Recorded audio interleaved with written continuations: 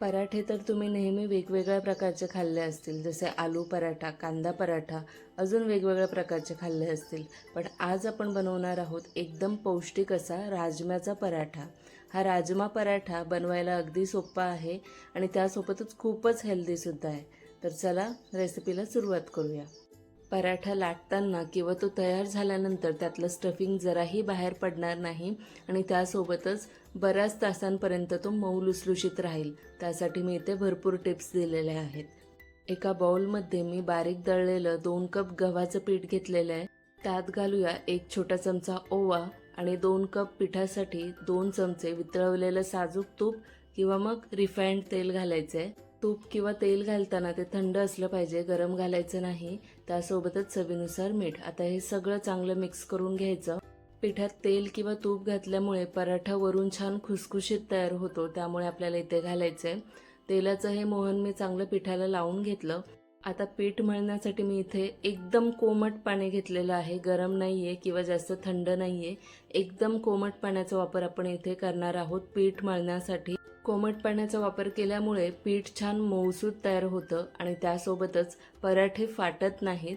तुम्हाला आता पुढे दिसेलच, एकदम पराठे मऊ लुसलुशीत होतात आणि ते लाटतानाही फाटत नाही, कारण पिठामध्ये छान लवचिकता आलेली असते. चपातीला जसं एकदम मऊ पीठ मळून घेतो तसंही नाहीये आणि जास्त घट्ट सुद्धा नाहीये. मध्यम असं मऊ मी इथे मळून घेतलेलं आहे. आता 20 ते 25 मिनिटसाठी हे झाकण देऊन भिजायला ठेवूया. स्टफिंगसाठी मी इथे घेतलेला आहे शिजवलेला राजमा 1 कप.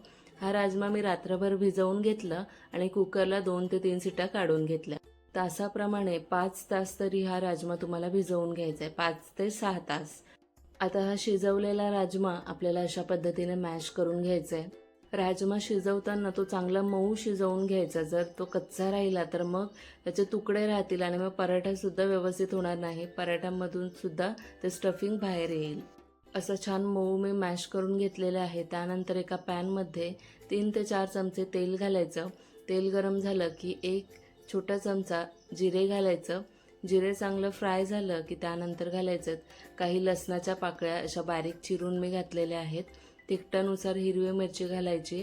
इथे मी 3 हिरव्या मिरच्या घातल्यात. त्यासोबतच पाव इंच आल्याचा मी घेतलेला, तो सुद्धा असा बारीक बारीक चिरून घेतला, तोही ह्यात घालूया आणि हे काही सेकंदसाठी फ्राय करून घेऊया. त्यानंतर एकदम बारीक चिरलेला कांदा घ्यायचा. मी इथे एक मोठा बारीक चिरलेला कांदा घेतला आहे. हा सुद्धा आपल्याला छान मऊ होईपर्यंत परतून घ्यायचा आहे. हे स्टफिंग कुठेही ओलसर राहिलं नाही पाहिजे, म्हणजे पराठेसुद्धा चांगले होतील. कांदा छान मऊ झाल्यानंतर त्यात मी बेसिक मसाले घातले, जसे लाल मिरची पावडर 1 छोटा चमचा, पाव चमचा गरम मसाला आणि 3-4 चिमूट हळद घातले. हे मसाले हलके फ्राय करून घ्यायचे. त्यानंतर थोडी बारीक चिरलेली कोथिंबीर घालायची आणि ती सुद्धा अशी थोडी परतून घ्यायची. हे स्टफिंग आपल्याला ओलसर ठेवायचं नाहीये, तर छान कोरडं करून घ्यायचंय, कारण स्टफिंग ओली राहिली तर मग पराठे फाटू शकतात. त्यामुळे आता आपल्याला घालायचं इथे मॅश केलेला राजमा आणि चवीनुसार मीठ. आता हे सुद्धा छान आपल्याला मसाल्यांमध्ये मिक्स करून घ्यायचंय, थोडं परतून घ्यायचंय बारीक गॅसवर.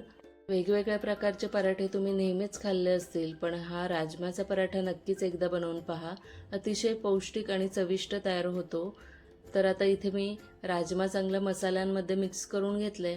त्यानंतर मी 1 मोठा चमचा कसुरी मेथी घेतली. ही थोडी क्रश करून यात घालायची आणि पुन्हा एकदा छान मिक्स करून घ्यायचं. स्टफिंग तुम्ही पाहू शकता, थोडंसं त्यात मॉइश्चर आहे, पण एकदम ओलसर नाहीये, कोरडं हे मिश्रण आहे. आता वेगळ्या भांड्यामध्ये काढून हे थंड करून घेऊया.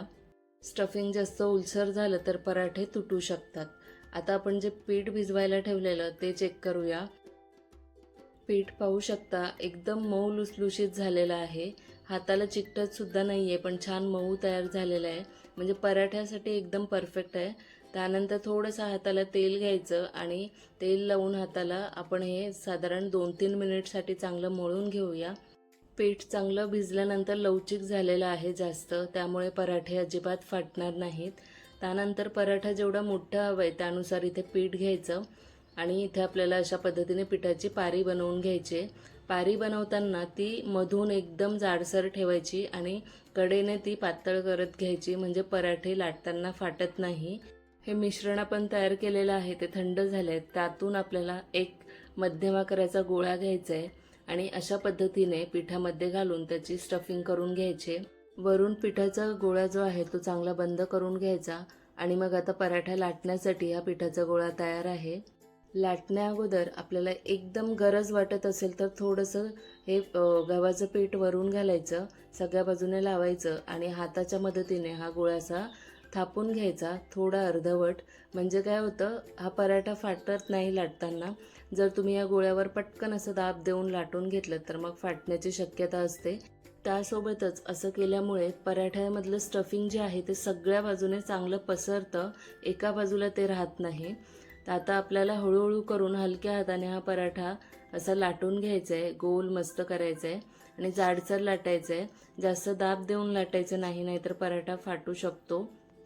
पराठ्यासाठी पीठसुद्धा व्यवस्थित भिजवून घेतलेलं आहे, मऊ लुसलुशीत आहे, त्यामुळे पराठा फाटण्याचीही शक्यता कमीच असते. आता मी तवा गरम करून घेतला आणि पहिलाच हा पराठा आपण शेकवणार आहोत. त्यासाठी साजूक तूप आधी लावून घेतलं, म्हणजे पराठा खालून जळू नये. पहिला पराठा बऱ्याचदा जळून जातो. एका बाजूने 1 ते 2 मिनिटसाठी हा पराठा चांगला भाजून घ्यायचा, मग पलटून त्यावर भरपूर असं साजूक तूप लावायचं, तुमच्या आवडीप्रमाणे. तेलाचाही वापर करू शकता, पण पौष्टिक करायचं असेल तर साजूक तूप वापरा. त्यानंतर दुसऱ्या बाजूने सुद्धा चांगल्या भाजून झाल्यानंतर पराठा पलटून घ्यायचा आणि वरून पुन्हा साजूक तूप लावून घ्यायचं. दोन्ही बाजूने मी हा पराठा छान खरपूस भाजून घेतलेला आहे. कुठेही तुम्हाला पराठा फाटलेला किंवा स्टफिंग बाहेर पडलेली दिसणार नाही आणि एकदम मऊ लुसलुशीत हे पराठे होतात. तुम्हाला सगळे तयार झाल्यानंतर मी दाखवते. आणि बनवल्या खाल्लात ना तर हे पराठे थोडे मऊसुद्धा आणि मस्त खुसखुशीत लागतात. त्यामुळे गरम गरमसुद्धा तुम्ही खाऊ शकता. आणि जर तुम्ही हे दिवसभर बनवून सुद्धा ठेवलेत तरी सुद्धा छान मऊ लुसलुशीत राहतात. आता हे पराठे मी अशाच पद्धतीने सगळे तयार करून घेणार आहे.